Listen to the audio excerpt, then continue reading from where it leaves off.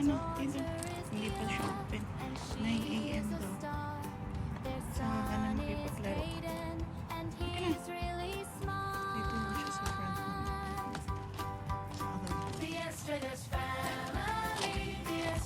Hi guys, tingnan nyo yun. Guru Nanak. So, nagbibigay sila ng mga libre prutas, gulay, lahat ng pwede nilang maibigay for free. Bait nila, diba? So, salute to Guru Nanak. Nag-start pa lang. Ayan sila. Wow. Grabe. Dami nilang pamigay. Turn right on Dudley Avenue. Bait. God bless sa inyo, guys. A few moments later. Guys, nandito kami ngayon sa Costco para mag-hotdog lang. Hotdog. Dreamers! So, yan. Bumili lang kami ng dalawang Are we going tawag home dito. now? Kasi dun kami sa Teams kakain din, no? Are we going home now? Bibili kami ng ano, Mommy, are you going home now? not yet. Aww. And guys, nag-work yarn. Wait, I can open that.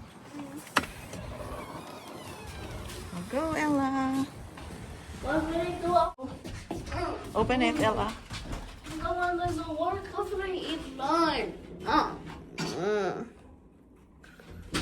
I don't want to go work after I eat. Guys, kain tayo sa labas. Habang nakikita tong mga ampalaya natin. Ayan o, pwedeng-pwede na siya sa ano, munggo. Pwedeng-pwede na yung sa munggo, no? Oh, laki ng daon. Pero usog. Makapag-usog ka. Walang hangin dito, no? Presko. Ayan. So, enjoy lang. Ito, $1.50. $1.50 with drinks. So, pwede na. Not bad. One eternity later. Ang lalaki ng bahay dito. Ang lalaki yung makakat ng bahay. Grabe. Oh. Tingnan nyo. Turn right to stay on Academy Park Road, then turn left. May dinalaw lang kaming friend. See? Lalaki ng bahay nila. Yung cat, tignan nyo to. Oh, di ba? Paano ka nga maglilinis dito? Ay, grabe. Yan. Turn left to stay on Academy Park Road. Ilang silang sidewalk, no? Wala. Sidewalk. Wala nga. Yun lang, no? Meron naman yung iba. Sa Nilagyan. kabila. Yun lang. Dito sa kabila, wala. Nakalabas na si Facundo. Hala. Halika na dito. Una na si El.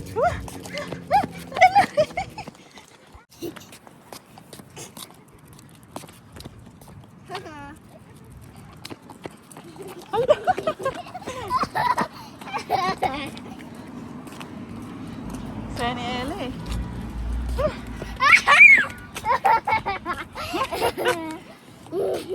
Ay, kumain na. Ay, ay!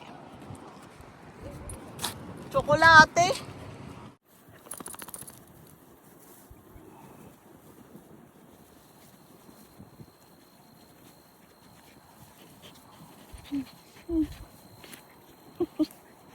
Mga ano lang, 45 lang. Monday.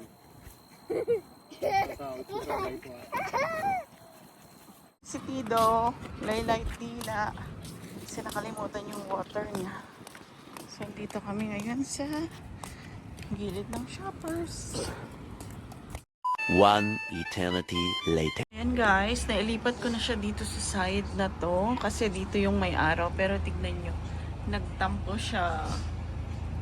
So, ewan ko kung ano. Pero okay pa naman yung roots niya. Itong kabila. Ganyan pa lang. Hindi ko pa siya nalagyan ng maraming tali. Sana ano siya, mag-grow pa. Pero nagtampo talaga. Laki ng pinili. Ang dami niyang leaves na nasayang. Kaya lalagyan ko ulit siya ng maraming soil. And, yeah. So, hopefully maging okay na siya bukas. Tignan natin. Hindi pa sila lahat para maarawan. Kasi dito lang sa side na to ang may araw. Yeah, bye. Nakakainis. So, ayan guys, pupunta na ulit tayo ng work. So, good morning. Ayun, isang car pa din kami hanggang ngayon. Kasi nga hindi pa rin naayos si Asher. Nakatambak pa din. Feeling ko malaki-laki yung tawag dito, aayusin sa kanya. Basically. Kaya hopefully, okay lang na pero sana maayos, maagapan agad. Tignan natin. Naka 1 year na din siya sa akin. Mahirap yung tawag dito, isa lang sasakyan. Lalo na pag hindi tuloy makalabas yung mga bata. Kung mag-grocery, ganun. Tingnan siya yung pawis ko. Ayan na. So, pinagpapawisan na tayo. Ay, naku, life. Yan ang isang problem namin ngayon. Kasi, may sira siya. Bunny! A few moments later. Dreamers, dito na tayo sa work. Tuesday today. So, 7:51 na. 8 ang pasok ko. May 9 minutes pa. Yan, tara. 1 eternity later. Dreamers, pauwi na tayo. Sobrang init na naman. So, tapos na yung araw natin. Yan, uwi na tayo kasi si Daryl bibili ng food, grocery. Konti lang. Sa Costco siya. Siya na lang ang pupuntahin ko. Hindi ko na kayang init eh. Ayun guys, medyo basa-basa pa yung salamin ni Olaf dahil umuulan daw sa south kanina. So, 7:24. Medyo maaga tayo ngayon. At natutulog na rin naman sila dahil. Dreamers! Tingnan nyo naman ang body ni Kaden! Pera usog! How about Ella? So, nainitan pa din siya. Hindi pa namin binuksan yung aircon, pero yung electric fan nabuksan na. Si Ella gusto din daw magtanggal ng t-shirt. Sabi ko, hindi naman pwede sa kanya. Yeah, because I was a girl. Usually, mga Canadians dito na tumatakbo na Daryl, naka-topless lang. Pag ganito, tambay. Tambay sa kanto. Ayan ka-dreamers, ito na lang yung namin. Walnut, no? Walnuts. Hindi naman to almond, dito naman, walnuts namin. So, si Daryl kahapon, binigyan ko siya. Tapos, mga ilang peraso lang daw para, baka hindi niya daw maubos. Kwento mo, pagbalik, Biti. sabi niya, uy, nagutom ako. Ang sarap pala nito. Akala ko hindi masarap. Yan, laging ganun ang style ni Daryl Estrellas. Hindi pa niya natitikman, sinasabi niya nang hindi masarap.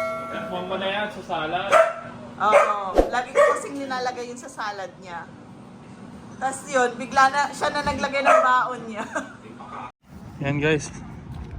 Lalakad naman natin si Tito. Bago ako pumasok. Gabi na. Alas 9 na. Pangatlong lakad ni Tito. Umaga, hapon, ang gabi. Dahil kumain sa ngayong dinner. Para hindi magkalat sa loob. Lalakad na natin, may time naman.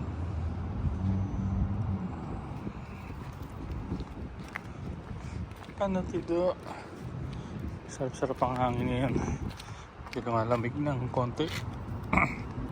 Hindi sa ganun kainit. Kaya na kasi yung araw.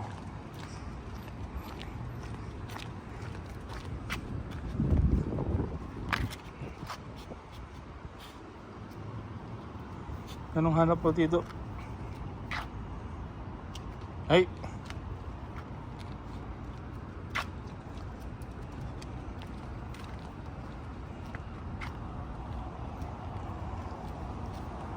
Come here, Tito.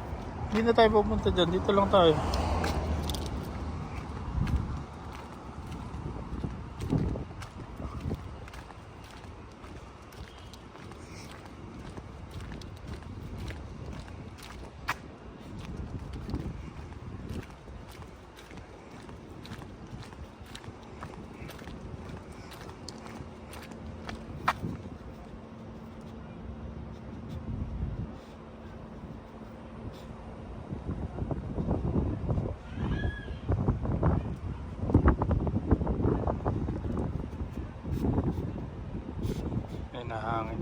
madalas.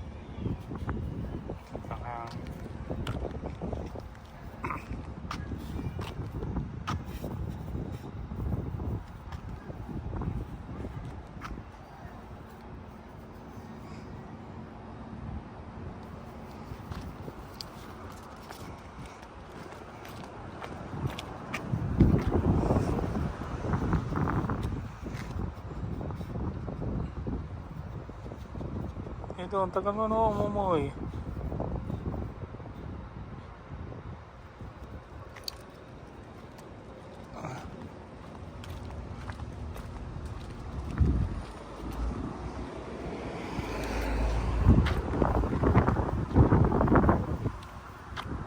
Dito. Dito. Ano ba?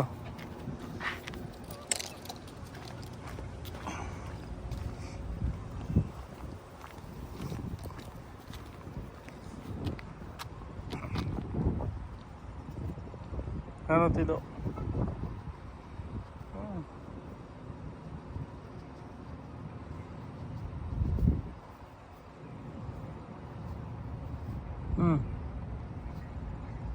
Ay Tito, may nakita ka na naman tao. Kaya nawawalan ka sa ano kung anong dapat mong gawin. Ha?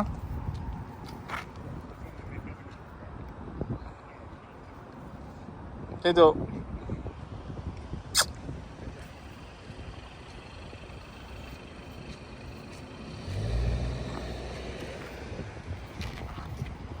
Tito. Come on.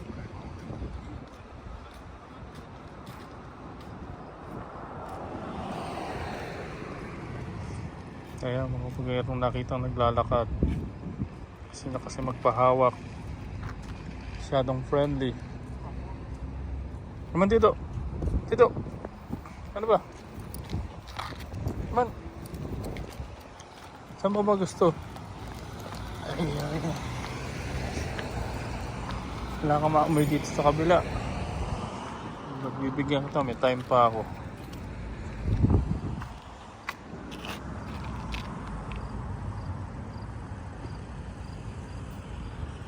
Come on, Tito.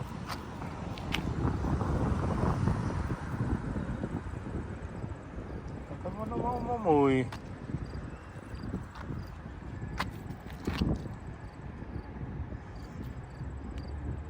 Ang aso kapag nilabas gagawin na yung business nila. Ikaw, monkey business ang ginagawa mo, ha?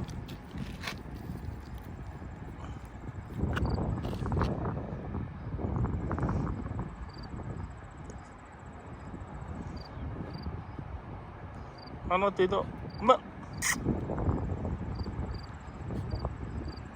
Tito. Ihiga naman ng wala naman lumalabas. Come on. Gusto mo rin magmotor?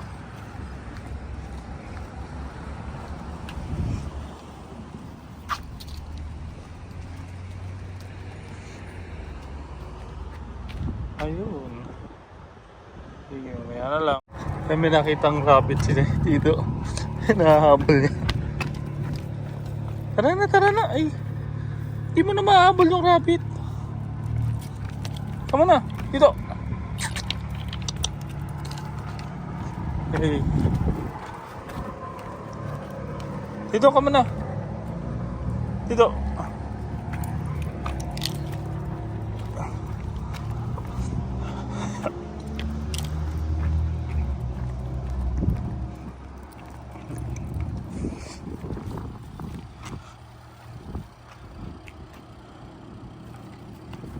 Tara. Alas kasing laki mo na yung rabbit eh.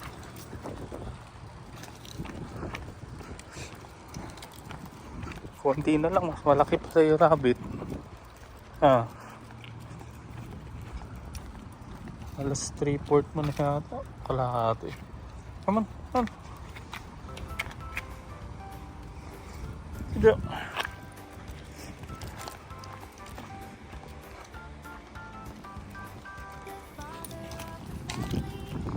Oh, plastic. Oh, tissue.